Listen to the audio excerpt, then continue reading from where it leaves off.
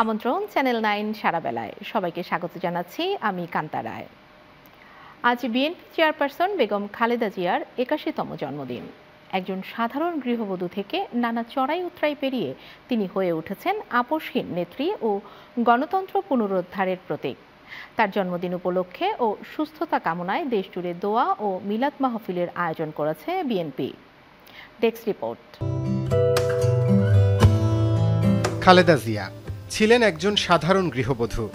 রাজনীতিতে আসার ব্যাপারে পারিবারিকভাবে তেমন কোনো উৎসাহ না থাকলেও নেতাকর্মীদের অনুরোধে চমকপ্রদভাবে রাজনীতিতে আসেন বেগম জিয়া। ১৯৮২ সালের ৩রা জানুয়ারি তিনি বিএনপির প্রাথমিক সদস্যপদ লাভের মাধ্যমে রাজনৈতিক কর্মী হিসেবে আত্মপ্রকাশ করেন। একই বছর ৭ই নভেম্বর জিয়াউর রহমানের সমাধিস্থলে শ্রদ্ধা নিবেদন করতে গিয়ে তিনি প্রথম বক্তব্য দেন। ১৯৯১ সাল থেকে তিনি ৩বার বাংলাদেশের প্রধানমন্ত্রীর দায়িত্ব পালন করেছেন। ৮০ দশকে এরশাদের স্বৈরাচারীর বিরুদ্ধে কঠোর বিরোধিতা এবং গণতন্ত্র পুনরুদ্ধারের আন্দোলনে গুরুত্বপূর্ণ ভূমিকা রাখার কারণে তিনি আপোষহীন নেত্রী হিসেবে খ্যাতি অর্জন করেন। ২০১৬ সাল থেকে দলীয় নেতাকর্মীরা ১৫ই আগস্ট কেক না কেটে মিলাদ ও দোয়া মাহফিলের আয়োজন করে আসছেন। গত কয়েক বছর ধরে খালেদা জিয়া অসুস্থতার কারণে গুলশানের বাসা ফিরোজায় চিকিৎসকদের নিবিড় পরিচর্যায় আছেন। চিকিৎসার জন্য ৪ মাস লন্ডনে কাটিয়ে তিনি গত ৬ই মে দেশে ফেরেন। এক যুগেরও বেশি সময় পর গত ১০ই মে ২ পুত্রবধূকে নিয়ে ছোট ভাই শামীম ইস্কেন্দারের বাসায় গিয়েছিলেন তিনি। আওয়ামী লীগ সরকার পতনের পর ২০২৪ সালের ২১শে নভেম্বর সেনাকুঞ্জে সশস্ত্র বাহিনী দিবসের সংবর্ধনা অনুষ্ঠানে প্রকাশ্যে দেখা গিয়েছিল খালেদা জিয়াকে। শাখাওয়াত সুমন, চ্যানেল 9।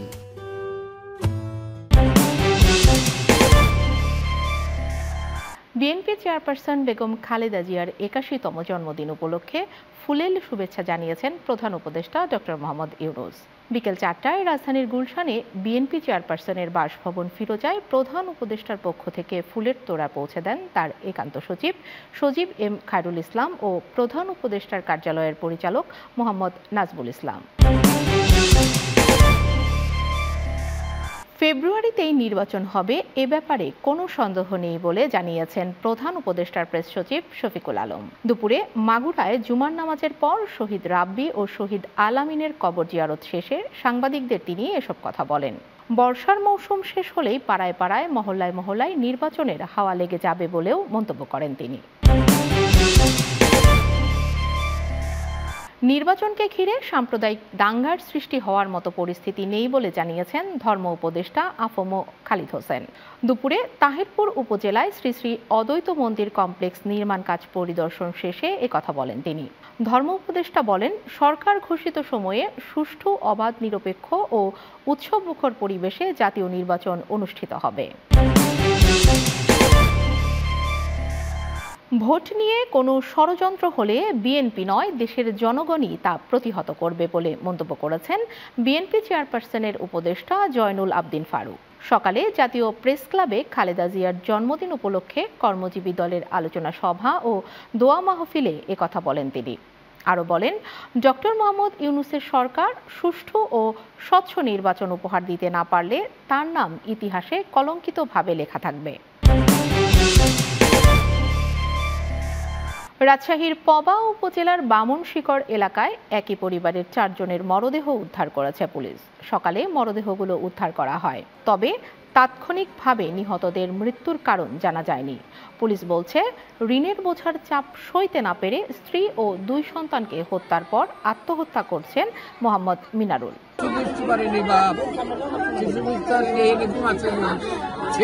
সব ঘরে ঘুমাচ্ছে, আর কিছু বুঝতে পারেন না। আগে করেছিলাম পরে আর কবে কবে কি ঋণ করেছে আমি ভালো মতন বুঝতে পারবো না। অল্প কটা ঋণের কথা জানিয়ে মাসে কটা টাকা পাবো। শত্রুতা নাই বা আমার কোনো রেল পাতি নাই, শত্রুপনা নাই, আমার বেটার শত্রুপনা নাই। কোনোদিন জ্বালা যন্ত্রণা করেনি, জামাই সবসময় ভালোবেসেছে, খাবার দাবার ভালো খাওয়াইছে।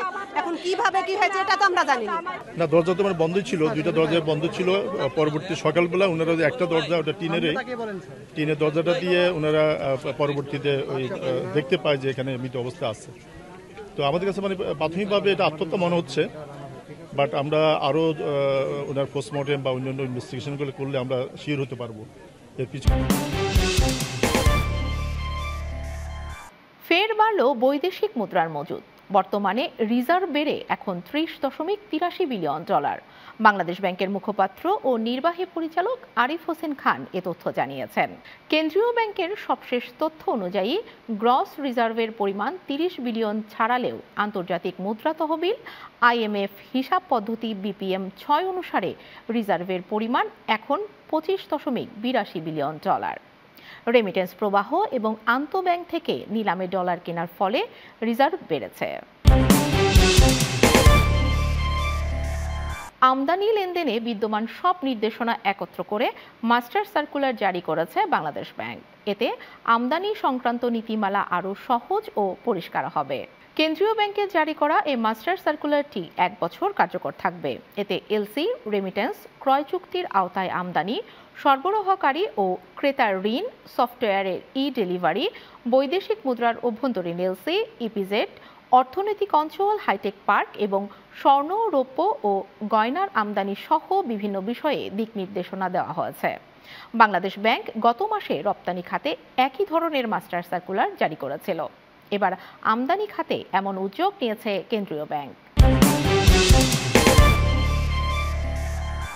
যুক্তরাষ্ট্র ও ইউরোপীয় ইউনিয়নের প্রতিনিধি দলের সঙ্গে বৈঠক করেছেন পোশাক রপ্তানিকারকদের প্রতিষ্ঠান BGME এর নেতৃবৃন্দরা। সম্প্রতি BGME ভবনে অনুষ্ঠিত বৈঠকে যুক্তরাষ্ট্র ও বাংলাদেশের মধ্যে দ্বিপাক্ষিক বাণিজ্য সম্পর্ক আরও জোরদার করতে বিভিন্ন বিষয় নিয়ে আলোচনা করা হয়েছে। বিশেষ করে যুক্তরাষ্ট্রের বাজারে বাংলাদেশের তৈরি পোশাক রপ্তানি বৃদ্ধির বিভিন্ন দিক নিয়ে আলোচনা হয়েছে। এদিকে ইউরোপীয় ইউনিয়নের প্রতিনিধি দলের সঙ্গে বাণিজ্য, শ্রম আইন সংস্কার, LDC পরবর্তী সময়ে GSP+ সুবিধা এবং বাংলাদেশের সঙ্গে অংশীদারিত্বের মতো বিষয়গুলো নিয়ে আলোচনা হয়েছে। এবারে চট্টগ্রামের খবর।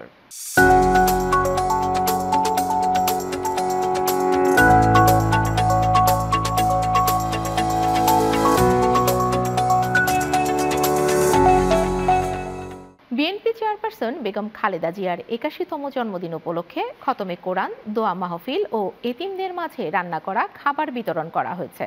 দুপুরে চট্টগ্রামের খুলশী নুরিয়া হাফিজিয়া মাদ্রাসায় এই আয়োজন করা হয়। এ সময় উপস্থিত ছিলেন চট্টগ্রাম মহানগর যুবদলের সাবেক সভাপতি মোশাররফ হোসেন দীপ্তি সহ বিভিন্ন কমিটির নেতাকর্মীরা।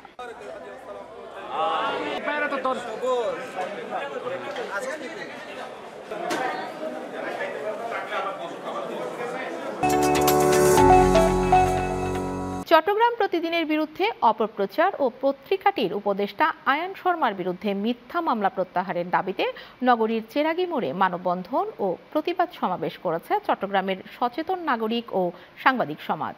চট্টগ্রাম রিপোর্টার্স ইউনিটির সভাপতি সোহাগ আরেফিন এর সভাপতিত্বে এতে প্রধান অতিথি হিসেবে উপস্থিত ছিলেন চট্টগ্রাম প্রেস ক্লাবের সাবেক সাধারণ সম্পাদক ফারুক ইকবাল, সিনিয়র সাংবাদিক কামাল উদ্দিন খোকন, বাংলাদেশ গণতান্ত্রিক ছাত্র সংসদের কেন্দ্রীয় সংগঠক ইমন মোহাম্মদ সহ আরো অনেকে।